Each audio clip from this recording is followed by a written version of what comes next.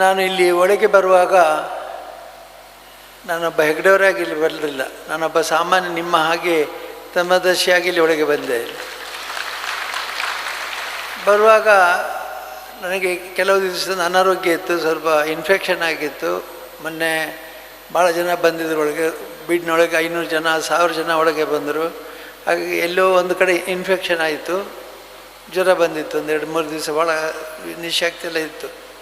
ಆದರೆ ಈಗ ಇಲ್ಲಿ ಒಳಗೆ ಬರುವಾಗ ನಿಮ್ಮೆಲ್ಲರ ನಗು ನೋಡಿ ಆಮೇಲೆ ನಾನು ಎಲ್ಲವನ್ನೂ ಮರೆತೆ.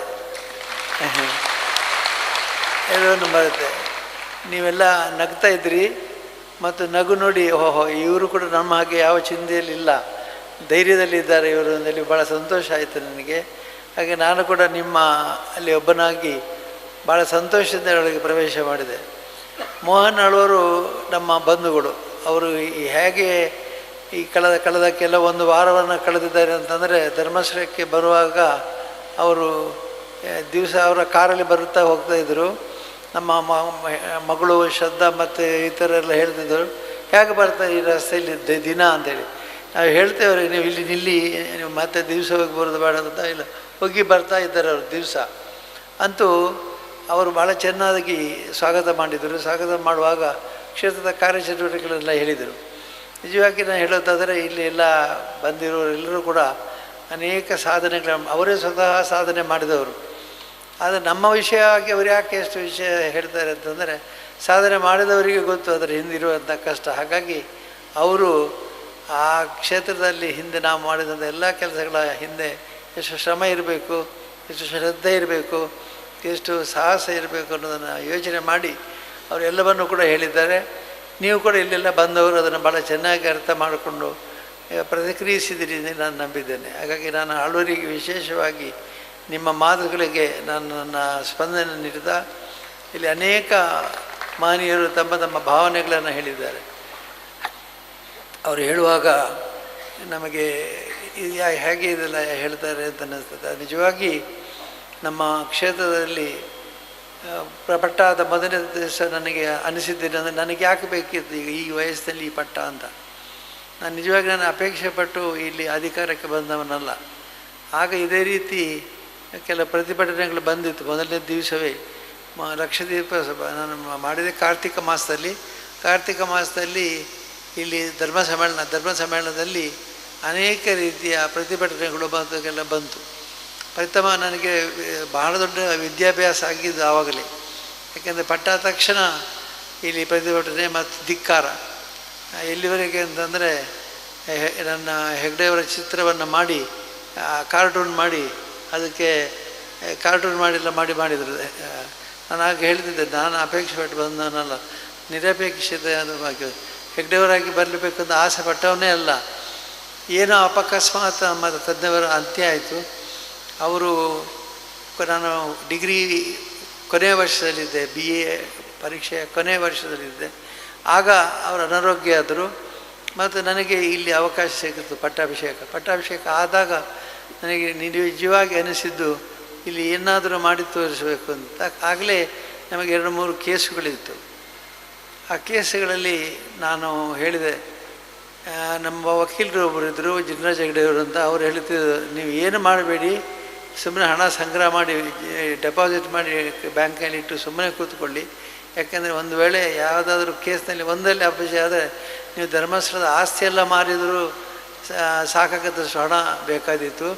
ಅದು ನೀವು ಏನು ಮಾಡಬೇಡಿ, ಸುಮ್ಮನಿರಿ, ಬರೀ ಡೆಪಾಸಿಟ್ ಮಾಡ್ತಾ ಕೂತ್ಕೊಳ್ಳಿ. ಆಗ ನಾನು ಹೇಳಿದೆ ರೀ ವಕೀಲರೇ, ನೀವು ಹೇಳಿದ ಮಾತು ಸತ್ಯ ಆದರೆ ನಾನು ಹುಟ್ಟಿದ್ದಕ್ಕೂ ಸತ್ತದಕ್ಕೂ ದಾಖಲೆ ಇರೋದಿಲ್ಲ. ನಾನು ದಾಖಲೆ ಏನಾದರೂ ನಿರ್ಮಿಸಿ ಹೋಗಬೇಕು. ನೀವು ಹೇಳಿದಾಗೆ ಕಡೆಗೆ ಎಲ್ಲ ಆಸ್ತಿ ಮಾರಿ ಬರೀ ಆ ಕೇಸುಗಳಿಗೆ ಬೇಕಾದಂಥ ಸಂದಾಯ ಮಾಡುವಂಥದ್ದಾಗಲಿ ಅಥವಾ ಸಮಸ್ಯೆಗಳಿಗೆ ಟ್ಯಾಕ್ಸ್ ಕಟ್ಟುವಂತಾಗಲಿ. ಆಗ ಡೆತ್ ಡ್ಯೂಟಿ ತೊಗೊಂಡಿತ್ತು. ಸತ್ತವರು ಮಂಜು ಹೆಗ್ಡೆಯವ್ರದ್ದು ಡೆತ್ ಡ್ಯೂಟಿ ಬಾಕಿ ಇತ್ತು, ತಂದೆಯವ್ರದ್ದು ಡೆತ್ ಡ್ಯೂಟಿ ಬಾಕಿ ಇತ್ತು. ಆಗ ಇಬ್ಬರದ್ದು ಡೆತ್ ಡ್ಯೂಟಿ ಕಟ್ಟಿದರೆ ಲಕ್ಷಾಂತರ ರೂಪಾಯಿ ಆಗ್ತಿತ್ತು. ಆ ಕಾಲದ ಲಕ್ಷಕ್ಕೆ ಭಾಳ ಬೆಲೆ ಇತ್ತು.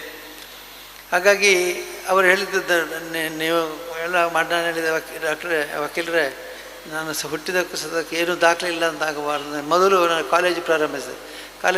ಅವರು ಏನು ಹೆಗ್ಡೆಯವರು, ನೀವು ಮಕ್ಕಳಾಟಿಗೆ ಮಾಡ್ತಿದ್ದೀವಿ, ಕಾಲೇಜ್ ಪ್ರಾರಂಭಿಸಿದ್ದೀರಂತೆ ಈಗ. ಹೌದು, ಮತ್ತು ಕಾಲೇಜಲ್ಲಾದರೂ ಈಗ ಕಟ್ತಾರೆ. ಇಂಥ ಮೂರು ಕೇಸ್ ಇಟ್ಕೊಂಡು ಯಾರಾದ್ರು ಕಾಲೇಜ್ ನಾನು ಹೇಳಿದೆ 3 ಕೇಸ್ ಇರುವಾಗಲೇ ಮಾಡಬೇಕು.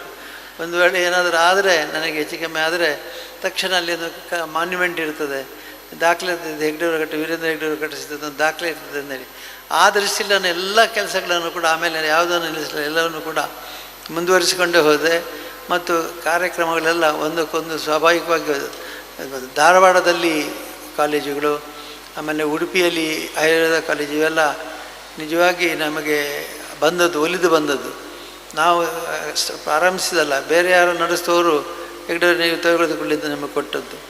ಹಾಗಾಗಿ ಆ ಸಂದರ್ಭದಲ್ಲಿ ಕೂಡ ನಮಗೆ ಅನಿಸಿದ್ದೇನೆಂದರೆ, ಏನಾದರೂ ನಾವು ಹುಟ್ಟಿದ್ದಕ್ಕೆ ಸತತಕ್ಕೆ ದಾಖಲೆ ಇರಬೇಕಾಗಿದ್ದರೆ ಏನಾದರೂ ಶಾಶ್ವತವಾದ ಕೆಲಸಗಳಾಗಬೇಕು. ಅದೇ ರೀತಿ ಆಮೇಲೆ ಎಲ್ಲವೂ ಕೂಡ ಒಂದಕ್ಕೊಂದು ಜೋಡಿಸ್ತಾ ಹೋಯಿತು. ನನಗೆ ಭಾಳ ಸಂತೋಷ. ನಮ್ಮ ಸಿಬ್ಬಂದಿಯವರು ಮತ್ತು ಧರ್ಮಸ್ಥಳದ ಎಲ್ಲ ಪ್ರಜೆಗಳು, ನಾನು ಏನಾದರೂ ಯೋಚನೆ ಮಾಡಿದ ತಕ್ಷಣ ಅದಕ್ಕೆ ಪ್ರತಿಕ್ರಿಯಿಸುವಂಥ ಸಿಬ್ಬಂದಿ ಇದ್ದರು ಮತ್ತು ಊರವರಿದ್ದರು.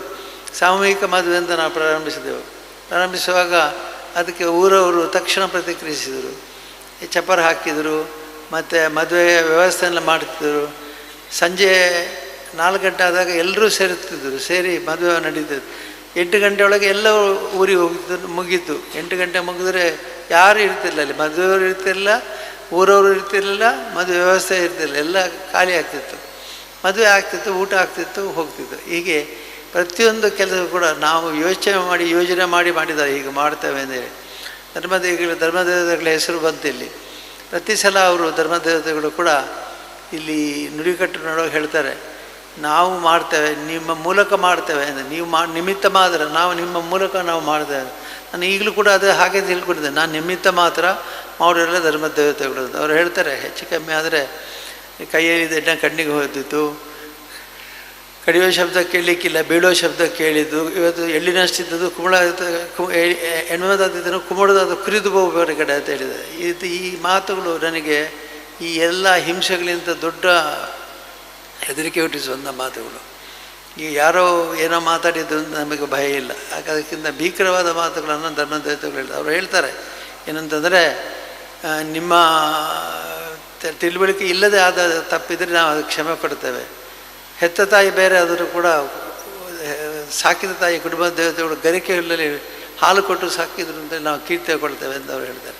ನನಗೆ ಆ ಮಾತಿನಲ್ಲಿ ಪೂರ್ತಿ ವಿಶ್ವಾಸ ಇದೆ. ಹಾಗಾಗಿ ನಮಗೆ ಏನಾದರೂ ತಪ್ಪು ಮಾಡಿದರೆ ಶಿಕ್ಷೆ ಕೊಡುವವರು ಸರ್ಕಾರವಲ್ಲ, ಈ ಮನುಷ್ಯರು ಅಲ್ಲ. ಎಲ್ಲ ಈಗೇನು ಇದ್ದಲ್ಲ, ಇದಕ್ಕಿಂತ ಹೆಚ್ಚು ಸ್ವಾಮಿ ಮುನ್ನಿದರೆ ಅದು ಭಾಳ ದೊಡ್ಡ ಆಪತ್ತು ಅಂತ ನಾನು ತಿಳ್ಕೊಂಡವನು. ಅದೇ ರೀತಿಯಲ್ಲಿ ಆಪತ್ತಿಗಿಂತ ಹೆಚ್ಚು ಅವ್ರು ಹೇಳ್ತಾರೆ, ಸಮಾಧಾನ ಮಾಡ್ತಾರೆ. ಆಮೇಲೆ ಹೆತ್ತ ತಾಯಿ ಬೇರೆ ಆದರೂ ಕೂಡ ಪೆದ್ದಿಯಪ್ಪ ಬೇಡ ಸಂಖ್ಯಪ್ಪ ಕುಟುಂಬಗಳು ಕದಿಕೆಡೆ ಪೇರು ಕುರಿತು ಸಾಂಕೋನಿಗೆ ಕೀರ್ತಿ ಕಟ್ಟೋಣ ಪೇರಗಡೆ ಅಂತ. ಆ ಮಾತು ನಾನು ಗಂಭೀರವಾಗಿ ಸ್ವೀಕರಿಸಿದ್ದೇನೆ ಮತ್ತು ಗಂಭೀರವಾಗಿ ಇವತ್ತಿಗೂ ಸ್ವೀಕರಿಸ್ತಾ ಇದ್ದೇನೆ. ಈಗ 58 ವರ್ಷಗಳಿಂದ ನಾನು ಅಲ್ಲಿ ಅಣ್ಣಪೇಟದಲ್ಲಿ ನುಡಿಕಟ್ಟು ಕೇಳ್ತಾ ಇದ್ದೇನೆ. ಪ್ರತಿ ಸಲ ಕೇಳುವಾಗಲೂ ಹೊಸದಾಗಿ ಕೇಳ್ತಂತೆ, ಇದು ಹಳೆಯ ಮಾತು, ಹೋದ ಸಲ ಇದನ್ನೇ ಕೇಳಿದ್ದೆ ಅಂತ ನನಗೆ ಅನಿಸೋದೇ ಇಲ್ಲ. ಪ್ರತಿ ಬಾರಿ ಅದನ್ನು ಹೇಳುವಾಗ ಕೂಡ ಹೊಸ ಮಾತೆ, ಹೊಸ ನುಡಿಕಟ್ಟೆ, ಹೊಸ ರೀತಿಯಲ್ಲಿ ಅದು ಇರ್ತದೆ. ಹಾಗಾಗಿ ನಾನು ಹೇಳೋದಿದೆ, ನಿಮ್ಮೆಲ್ಲರಿಗೂ ಕೂಡ ನಿಮ್ಮ ದೈವಗಳು ನಿಮ್ಮನ್ನು ಈ ರೀತಿ ರಕ್ಷಣೆ ಮಾಡ್ತವೆ. ನಿಮ್ಮ ದೇವಸ್ಥಾನ ಹೇಗೆ ಇಲ್ಲಿ ಹಿಂದೂ ಧರ್ಮ ಹೇಗೆ ನಡೀತದೆ ಅಂತಂದರೆ, ಧರ್ಮದೇವತೆಗಳು ಆಯಾ ಕ್ಷೇತ್ರದಲ್ಲಿ ನಿಂತು ಆ ಧರ್ಮವನ್ನು ಕಾಪಾಡ್ತಾರೆ. ಧರ್ಮವನ್ನು ಕಾಪಾಡಲಿಕ್ಕೆ ನಾವೆಲ್ಲ ಮನುಷ್ಯರು, ನೀವೆಲ್ಲರೂ ಕೂಡ ನಿಮಿತ್ತ ಮಾತ್ರ, ಮಾಡುವವರೆಲ್ಲ ಅವರೇ. ಮಾಡಿಸುವ ನಮ್ಮ ಈ ಯಂತ್ರಗಳ ಮೂಲಕ ಮಾಡಿಸ್ತಾರೆ ಮತ್ತು ಇದರಿಂದ ಫಲವನ್ನು ಅವರು ಸಂತೋಷ ಪಡ್ತಾರೆ. ಹೀಗಾಗಿ ನಾನು ಮತ್ತೊಮ್ಮೆ ನಿಮ್ಮ ಎಲ್ಲರಿಗೂ ಕೂಡ ನೀವು ಇದು ಈ ಅದಮ್ಯ ಪ್ರೀತಿಗೆ ನಾನು ಗೌರವವನ್ನು ಸಲ್ಲಿಸ್ತೇನೆ. ಇವತ್ತು ಎಲ್ಲ ಮಾತುಗಾರರು ಕೂಡ ಮಾತನ್ನು ಹೃದಯದಿಂದ ಆಡಿದ್ದಾರೆ, ಯಾರು ಕೂಡ ನಾಲಿಗೆ ಸುದ್ದಿಯಲ್ಲಿ ಆಡಲಿಲ್ಲ. ಇನ್ನೂ ಭಾಳ ಜನ ಇಲ್ಲಿ ಮಾತಾಡುವವರಿದ್ದಾರೆ, ಆದರೆ ಅವರಿಗೆ ಅವಕಾಶ ಕೊಡಲಿಕ್ಕಾಗಲಿಲ್ಲ. ಅವಕಾಶ ಈಗಲೇ ಭಾಳ ವಿಳಂಬ ಆಗಿದೆ. ಹಾಗಾಗಿ ಎಲ್ಲರಿಗೂ ಕೂಡ ನಾನು ಧನ್ಯವಾದವನ್ನು ಹೇಳಿ, ಅಲ್ಲವರೇ ನಿಮ್ಮ ಪ್ರಯತ್ನದಿಂದ ಈ ಕಾರ್ಯಕ್ರಮ ಆಗಿದೆ. ನೀವು ಭಾಳ ಆಸೆಪಟ್ಟು ಈ ಕಾರ್ಯಕ್ರಮ ಮಾಡಿದೆ. ಏನಂತಂದರೆ, ಕ್ಷೇತ್ರಕ್ಕೆ ನಾವು ಮಾತ್ರ ಅಲ್ಲ, ನಮ್ಮ ಹಾಗೆ ಎಲ್ಲ ಕ್ಷೇತ್ರದವರು ಕೂಡ ಸಹಾಯಕ್ಕಿದ್ದಾರೆ ಅಂತ. ನಮ್ಮಲ್ಲಿ ಎಷ್ಟೋ ನಿಮ್ಮ ಕ್ಷೇತ್ರಗಳಿಗೆ ಸಹಾಯ ಹೋಗಿದ್ರು, ಎಲ್ರಿಗೂ ಹೋಗಿದೆ ಅಂತ ನಾವು ಹೇಳೋದಿಲ್ಲ. ಆದರೆ ತಿಂಗಳಿಗೆ ಒಂದು 130 140 ದೇವಸ್ಥಾನಗಳಿಗೆ ನೇರವಾಗಿ ಸಹಾಯ ಕೊಡುತ್ತೆ. ಧರ್ಮವತನ ಟ್ರಸ್ಟ್ ಅಲ್ಲದೆ ನಾವು ಕೊಡ್ತೇವೆ. ಇದು ನಾನು ಹೇಳುವಂಥದ್ದು ಯಾಕೆ ಅಂದರೆ ಈ ರೀತಿ ದಾನ ಧರ್ಮಗಳನ್ನು ಮಾಡುವಂಥ ಪ್ರಯತ್ನ ನಮ್ಮದು ನಿರಂತರವಾಗಿ ನಡೀತಲೇ ಇರುತ್ತೆ, ಇನ್ನು ಮುಂದೆಯೂ ನಡೀತದೆ. ಇದಕ್ಕೆಲ್ಲ ಸ್ವಾಮಿ ಅನುಗ್ರಹ ಇರಲಿ, ಸ್ವಾಮಿಯ ಪ್ರೇರಣೆ ಇರಲಿ, ಧರ್ಮದ ದೇವತೆಗಳ ಪ್ರೇರಣೆ ಇರಲಿ ಅಂತ ಆಶಿಸ್ತಾ, ಅಣ್ಣಪ್ಪನ ರಕ್ಷಣೆ ನಮಗೆ ಇದ್ದರೆ ಬೇರೆ ಯಾರ್ದು ರಕ್ಷಣೆ ಬೇಡ. ಯಾಕೆಂದರೆ ಎಲ್ಲರ ರಕ್ಷಣೆ ಅಣ್ಣಪ್ಪ ಇಲ್ಲಿ ಎಚ್ಚರಿಕೆಯಿಂದ ಮಾಡ್ತಾನೆ. ಈಗ ಕಳೆದ ಒಂದು 4 ತಿಂಗಳಿಂದ ನಡೆದ ಘಟನೆಗಳನ್ನು ನೋಡಿದರೆ ಅದು ಹೇಗೆ ಘಟನೆಗಳಾಗಿದೆ, ಹೇಗೆ ಸಂದರ್ಭೋಚಿತವಾಗಿ ಬದಲಾವಣೆ ಆಗಿದೆ ಅಂತ ಗಮನಿಸಿದರೆ ಅಣ್ಣಪ್ಪನ ಕಾರಬಾರ ಏನು, ಅದರ ಶಕ್ತಿ ಏನು, ಸ್ವಾಮಿ ಅನುಗ್ರಹ ಅಂದರೆ ಏನು ಅಂತ ನಿಮಗೆಲ್ಲ ಗೊತ್ತಾಗ. ಹಾಗೆ ನಿಮ್ಮ ಕ್ಷೇತ್ರ ಯಾವುದು ಸಣ್ಣದಲ್ಲ. ನಿಮಗೆ ಒಂದು ಮಾತು ಹೇಳ್ತೇನೆ, ಯಾರು ಕೂಡ ಧರ್ಮಸ್ಥಳ ಕ್ಷೇತ್ರ ದೊಡ್ಡದು, ತಿರುಪತಿ ಕ್ಷೇತ್ರ ದೊಡ್ಡದು, ಬಾಕಿ ನಮ್ಮದೆಲ್ಲ ಭಾಳ ಸಣ್ಣದು ಅಂತ ತಿಳ್ಕೊಬೇಡಿ. ಎಲ್ಲವೂ ಕೂಡ ದೊಡ್ಡ ಕ್ಷೇತ್ರಗಳೇ. ನಾವು ಈಗ ಅನೇಕ ಕ್ಷೇತ್ರಗಳಿಗೆ ಹೋಗಿ ನಾವು ಪೂಜೆ ಮಾಡಿದ್ದೇವೆ, ಪ್ರಾರ್ಥನೆ ಮಾಡಿದ್ದೇವೆ, ಎಲ್ಲರೂ ಕೂಡ ಪ್ರಾರ್ಥನೆ ಮಾಡಿಕೊಂಡಿದ್ದೀರಿ. ಹೀಗಾಗಿ ನಾವೆಲ್ಲರೂ ಕೂಡ ಸೇರಿ ಪ್ರಾರ್ಥನೆ ಮಾಡೋಣ. ನಮ್ಮ ಕ್ಷೇತ್ರಕ್ಕೆ ಬಂದಿರುವಂಥ ಎಲ್ಲ ಆಪತ್ತುಗಳು ದೂರ ಆಗಲಿ ಮತ್ತು ಆಳೋರಂಥ ಶಿಷ್ಯರು ನಮಗೆಲ್ಲ ಸಿಗಲಿ ಅಂತೇಳಿ ಆಶಿಸ್ತಾ, ಎಲ್ಲರಿಗೂ ಕೂಡ ಒಳ್ಳೆಯ ರೀತಿಯಿಂದ ಭವಿಷ್ಯ ಇರಲಿ. ನಿಮ್ಮ ಕ್ಷೇತ್ರಗಳ ಅಭಿವೃದ್ಧಿಗಾಗಿ ನೀವು ಶ್ರಮಿಸಿ, ಸ್ವಚ್ಛತೆಯನ್ನು ಕಾಪಾಡಿ. ಮತ್ತು ಈಗಾಗಲೇ ನಾವು ಪ್ಲಾಸ್ಟಿಕ್ ಬ್ಯಾನ್ ಮಾಡಿದ್ದೇವೆ, ಪ್ಲಾಸ್ಟಿಕ್ಕನ್ನು ನಿಷೇಧಿಸಿ ಮತ್ತು ಎಲ್ಲ ರೀತಿಯಿಂದ ಕೂಡ ಕ್ಷೇತ್ರದ ಬೆಳವಣಿಗೆಗೆ ಬೇಕಾದಂಥ ಎಲ್ಲ ಕಾರ್ಯಗಳನ್ನು ಮಾಡಿ ನಿಮ್ಮ ಕ್ಷೇತ್ರದ ಶಕ್ತಿಗಳು ನಿಮಗೆ ಬೆಂಬಲ ಕೊಡ್ತವೆ. ಬೆಂಬಲದಿಂದ ನೀವೆಲ್ಲ ಮಾಡಲಿಕ್ಕೆ ಸಾಧ್ಯ ಇದೆ ಅಂತ ಹೇಳ್ತಾ ಎಲ್ಲರಿಗೂ ವಂದಿಸಿ, ಎಲ್ಲರಿಗೂ ಸ್ವಾಮಿ ಅನುಗ್ರಹ, ಮಂಜುನಾಥ ಸ್ವಾಮಿ ಅನುಗ್ರಹ.